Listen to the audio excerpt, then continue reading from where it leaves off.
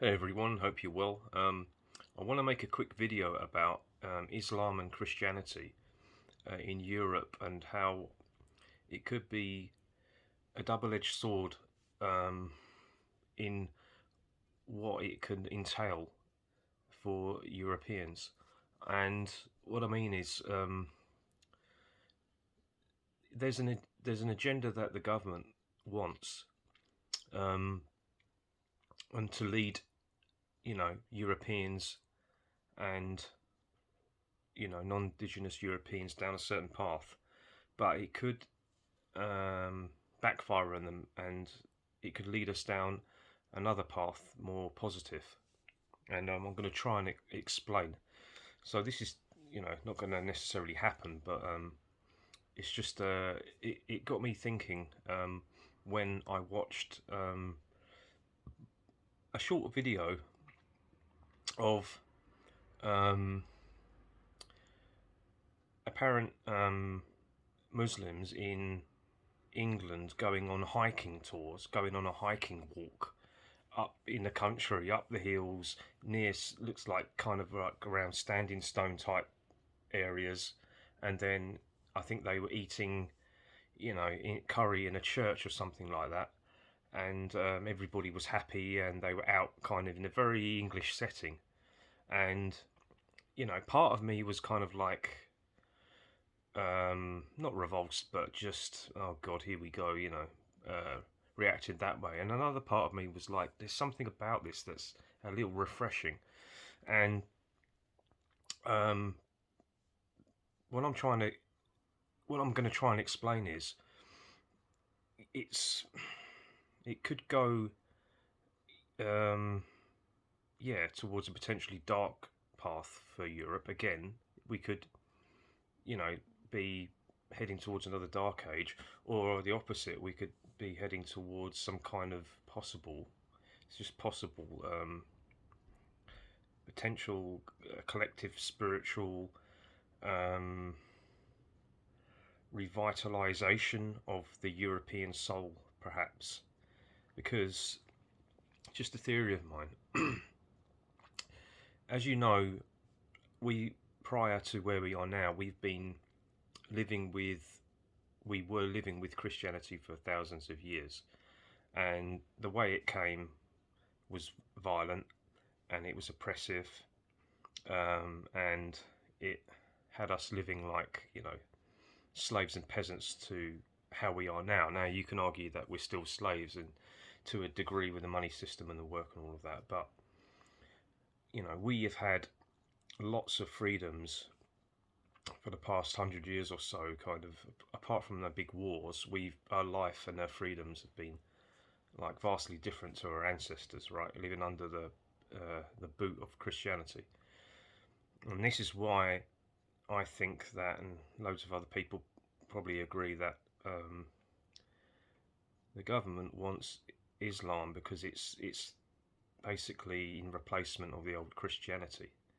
And it's like, and this is what I thought, it's like Christianity with curry, Islam, really. Apart from a few minor details that aren't important to me as a but traditional non-Christian, and you as a non-Christian, it's like it doesn't matter, like whether if Jesus was real or he wasn't, whether or not he was, if, some people believe he was the real son of God, and some people believe that he was just a really good, amazing prophet or something like Muhammad.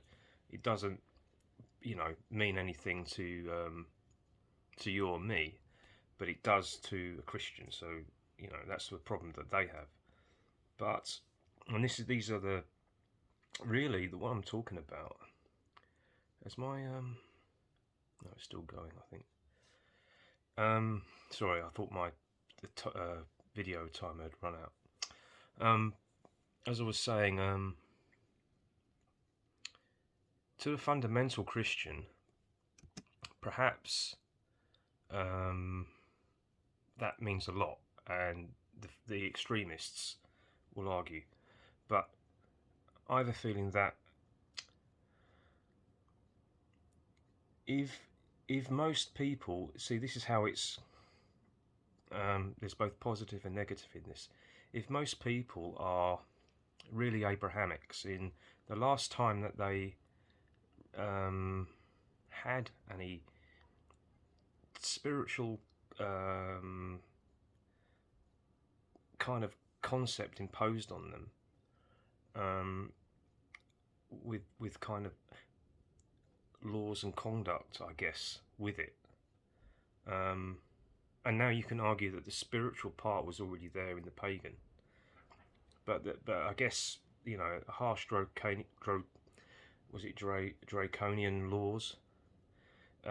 Aside from the lockdown, by the way, and when Thomas Sheridan pointed out that a lot of normies loved the servitude and the slavery within the lockdowns and the routine, from washing the hands to how you stay apart to wearing the mask. Again, well, he said there's parallels there with traditional Christianity and Islam, right? So they're saying that the normies love their structure like that, to have their freedoms removed so they don't have to think. And I think that you could say that that's the Abrahamic kind of expressed in them, let's say. So if that's the case, then you only have to reawaken the Abrahamic inside of them, and if they look at the Quran, let's say, they will see that it's just a few minor details within that book compared to the King James Bible. You know, it has Genesis, it has Adam and Eve, it has the creation, it has it even has Jesus mentioned in there like dozens of times. It's just got extras in it like Muhammad and all of that, but it's from the Middle East. It could activate them into that routine or that kind of servitude mentality. It could put that structure on them and actually might like it. And I think this is what maybe the powers are hoping, that we roll with it, and we're like, oh, well, this is not so bad. All we have to do is bend the knee and submit, and we're kind of back to Christendom, whatever, just different designs, temples, different foods, different traditions and ceremonies, slightly. But this is what I'm kind of seeing. But on the other hand, if Christianity is quite close to the pagan inside the European soul, in that it has pagan practices in it, and it kind of, depending on how Islam is practiced, it could invoke and resummon a pagan consciousnose in the collective, potentially, of the European. But, like I was saying, if they have, I don't know what those Muslims were doing, but they were like, they're doing some walk. I don't know, they did a fast or something like that, and they were going on a little pilgrimage around, climbing and hiking, and then they're going back to eat at a certain time in the church, or in the, it could invoke the old pagan in them. When you get into the rituals like this, especially if you are walking around the countryside like that, people could suddenly realise there's something more to this, and it could basically help rekindle them to their pagan soul and the old gods, is what I'm saying. See how it's a double-edged sword? So the government might be thinking this is going to get them back into the Dark Ages. The other side of it, it could do the opposite, and you could have a kind of a European kind of revolution. What's the other word to call it? Like a renaissance or something like that. Just the act of, even, because I don't know if they're going to use old churches and then call them mosques, but even, I know some people have funny feelings about churches in certain areas and locations, but do you remember, the idea that the churches are built on pagan locations, pagan buildings. Originally, the locations are around potential like standing stones and things like that.